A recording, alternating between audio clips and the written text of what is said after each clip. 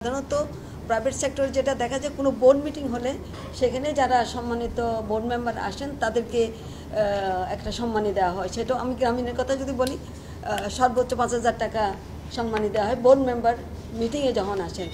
এর বাইরে যারা, এবং কিন্তু সেখানে এই কথাটাও আছে যে যারা গ্রামীণে কাজ করছে অলরেডি তারা কিন্তু এই টাকা পাবেন না।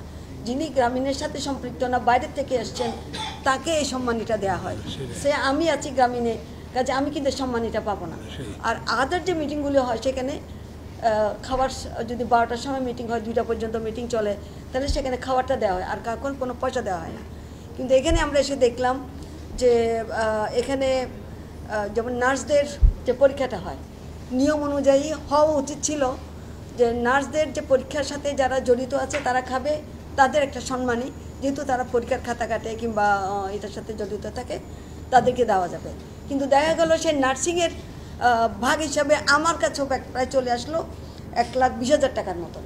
আমি টাকাটা ফেরত দিলাম। আমি বললাম যে এই টাকাটা আমি নিতে পারি না, আমি তো পরীক্ষার সাথে জড়িত না, আর এটা হবে কেন? তো এরকম বিভিন্ন মিটিংয়ে দেখা যায় যে এরকম একটা থোক অ্যামাউন্ট দেওয়া হয়, 2,000 হোক, 2,500 হোক, এরকম একটা বরাদ্দ থাকে। সেটাই আমাদের ক্যাবিনেটের মধ্যে আলোচনা হয়েছিল যে ঠিক আছে, এটা কাউকে জোর দেবে না, নিজেরা। তো এটা আমি মনে করি এটা সব